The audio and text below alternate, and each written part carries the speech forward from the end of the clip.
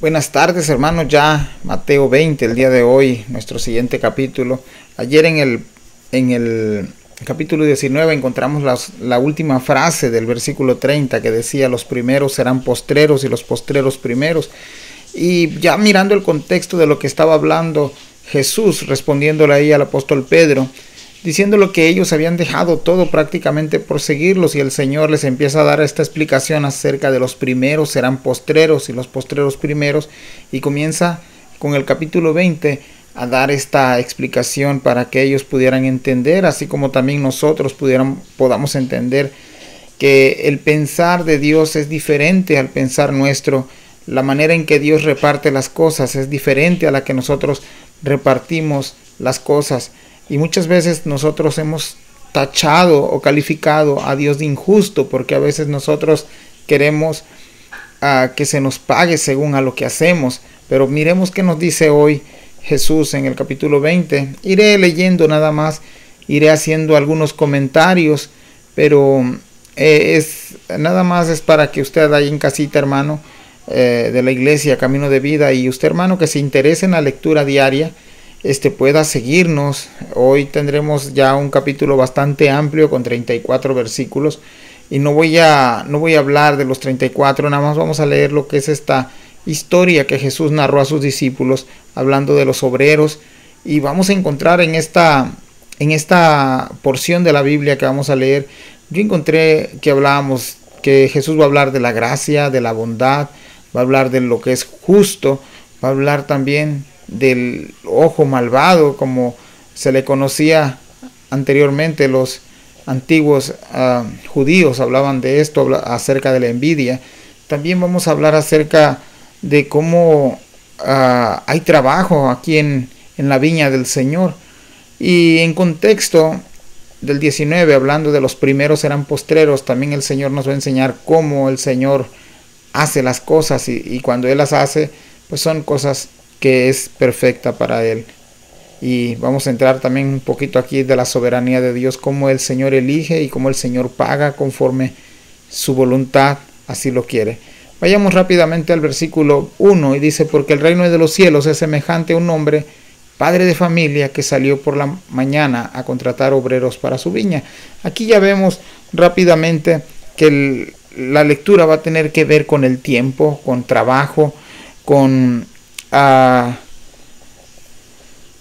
disponibilidad, con la gracia de Dios, con la soberanía de Dios, con la murmuración y con la invitación también a trabajar que hace Jesús. Miramos ahí que no dice este capítulo 20 que el cielo es igual a esto, sino es semejante, haciendo esta comparación para que los discípulos y nosotros podamos entender cómo es que funciona el reino de los cielos. Entonces vemos en el versículo 1 que el hombre de familia salió a buscar obreros para su viña. Aquí implica tiempo y trabajo. Y habiendo convenido con los obreros en un denario al día, los envió a su viña. Ahora miramos aquí de que llegaron a un acuerdo. El día parece que se pagaba por un denario, y la labor del día, porque era muy de mañana, posiblemente era la hora primera, que estamos hablando de las 6 de la mañana en adelante. Entonces era lo convenido, un denario por un día. El versículo 3 dice: saliendo cerca de la hora tercera del día, vio a otros que estaban en la plaza desocupados. La hora tercera aquí, algunas traducciones podría ser las 9 de la mañana. Vio a otros que estaban en la plaza desocupados. Hermanos, ¿estás desocupado en la viña del Señor? Pues hay trabajo aquí en la viña del Señor para que puedas ocuparte. Y les dijo: y también vosotros a mi viña, y os daré lo que sea justo. Y ellos fueron. Otra vez aquí tiempo, disponibilidad, y ellos también que fueron, escucharon al llamado de la invitación de Jesús, y ellos fueron, o de este Señor, dueño de la viña. El versículo 5 dice lo siguiente. Dice: y salió otra vez cerca de la hora sexta y novena, e hizo lo mismo. Otra vez parece que el tiempo es de suma importancia aquí, ¿verdad? Porque la cosecha se tenía que levantar en el día, y no tendría que esperar la noche. Ahora nosotros también sabemos de que hay un tiempo limitado para nosotros de venir al llamado de Jesús. Y no solamente eso, sino que también ser buenos obreros. Y este es el contexto de que Jesús está explicando a sus discípulos. Dice el versículo 6, y saliendo cerca de la hora 11, halló a otros que estaban desocupados y les dijo, ¿por qué estáis aquí todo el día desocupados? Esta pregunta es importante porque Dios nos ha alcanzado a nosotros y nos ha llamado a su viña para trabajar, no para estar desocupados. Entonces la hora 11, aquí posiblemente ya sean las 5 de la tarde, y vamos a mirar ahora qué es lo que sigue en esta historia. Versículo 7, le dijeron, porque nadie nos ha encontrado. Hermano, una pregunta, ¿te ha encontrado a ti nuestro Señor Jesús como su Hijo? ¿O te ha llamado a formar parte de su pueblo? Pues déjame decirte que el Señor tiene algo para ti para trabajar. Dijo el Señor haciéndole la invitación y ordenándoles también este padre de familia, y también vosotros a la viña y recibiréis lo que es justo. Otra vez aquí la bondad del Señor al llamar a estas personas, el pago que Dios va a dar dice que es justo, así que no tenemos por qué preocuparnos. Y esto va en contexto con lo que el apóstol Pedro preguntó acerca de que ellos habían dejado todo y qué esperaban ellos. Ya el Señor les dijo en el capítulo 19 que ellos iban a estar sentados sobre 12 tronos juzgando a la nación de Israel. Pero abajo, después de que el Señor les dice así, les dice también de que vendrán otros a su viña, vendrán otros después de ellos. Y otra vez el contexto de lo que estamos hablando, que los primeros serán postreros y postreros primeros. También la manera de cómo Jesús reparte lo que Él quiere a quien Él quiere es diferente a la nuestra. El versículo 8 dice, cuando llegó la noche, el señor de la viña dijo a su mayordomo, llama a los obreros y págales el jornal, comenzando de los postreros hasta los primeros. Y esto aquí también me llama mucho la atención, porque nosotros a lo mejor lo haríamos al revés. Serían primero los que se contrataron primero y después al último los que se contrataron al último. Pero el Señor está diciendo que para Él las cosas que Él hace es justa, es perfecto. Y este Señor estaba apelando a su bondad, a su justicia, a su misericordia y a su gracia. Entonces manda el mayordomo a traer a los últimos, por así decirlo, los postreros, a que sean pagados primeros. Versículo 9 dice, y al venir los que habían ido cerca de la hora 11 recibieron cada uno un denario. Para nosotros pensar que pagarle un denario, que era el jornal de trabajo de un obrero de todo un día, a alguien que solamente trabajó un día, pues sí lo veríamos injustos. Pero vamos a ver cómo este padre de familia resuelve este problema y cómo es diferente a la manera de pensar de nosotros. Versículo 10, al venir también los primeros pensaron que habían de recibir más, pero también ellos recibieron cada uno un denario. ¿Te imaginas la sorpresa que estas personas llevaron? Oye, llevamos todo el día, 12 horas de trabajo, y estos que solamente trabajaron un solo día, pues están ganando lo mismo. Entonces el versículo 11 dice, y al recibirlo murmuraban contra el padre de familia. ¿Será que tienen ellos la razón? ¿O simplemente habían llegado ellos a un acuerdo con el dueño de la viña?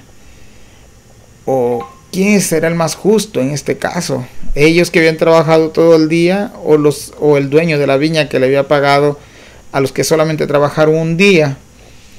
Sigamos viendo qué dice el 12. Y aquí esta palabra murmurar es también quejarse contra el dueño de la viña, diciendo, estos postreros han trabajado una sola hora.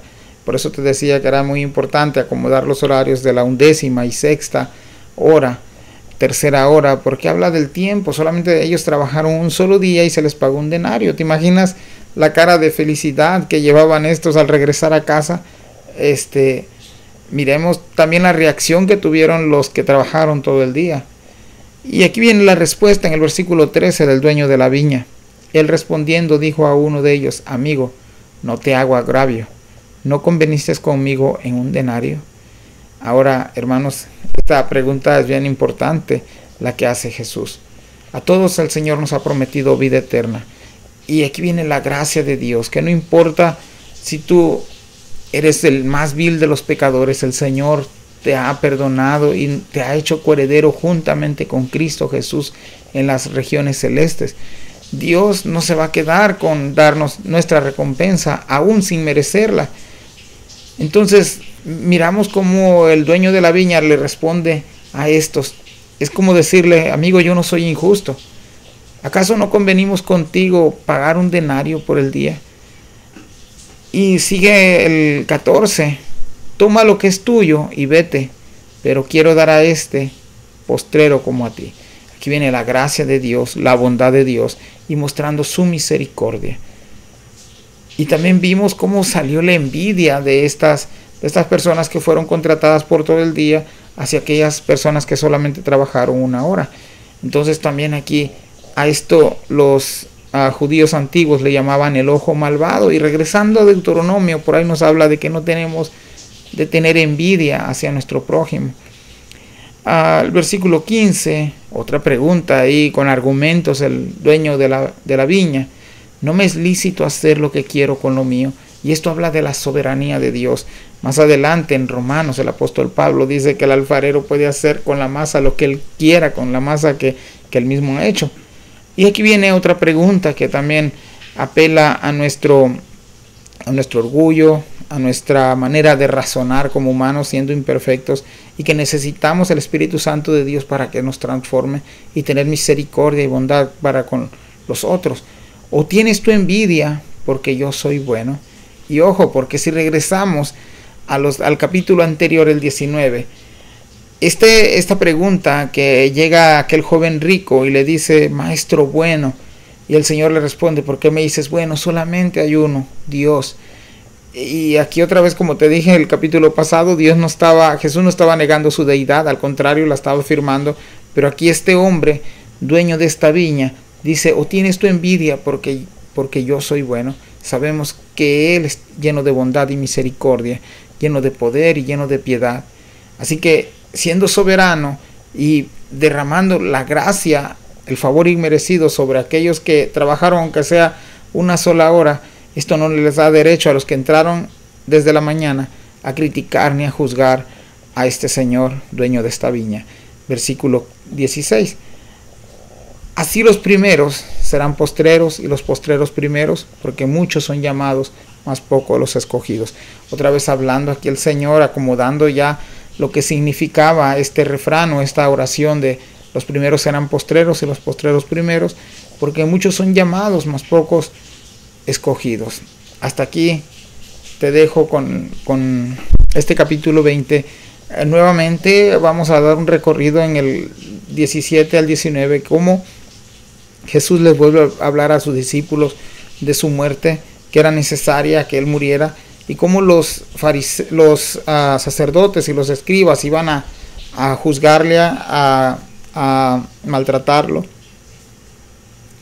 Y del 20 en adelante vemos cómo es una madre ahí, la madre de los hijos de Zebedeo, dice aquí la Biblia, cómo también ellos quisieron tener el puesto, los más puestos de honor cuando el reino de Jesús se ha establecido, pero cómo usaron también, o cómo la madre de estos dos hombres salió a abogar por ellos. Y lo que el Señor le responde también es increíble, porque vemos que este tema era un tema de discusión entre los discípulos, peleándose ese lugar de importancia, por así decirlo, y como el Señor les dice que el que quiera ser el más importante tiene que servir a los demás. Quisiera que ustedes abundaran más en el tema. Hay mucho que aprender aquí entre todos. Y sigue más adelante también del 29 al 34.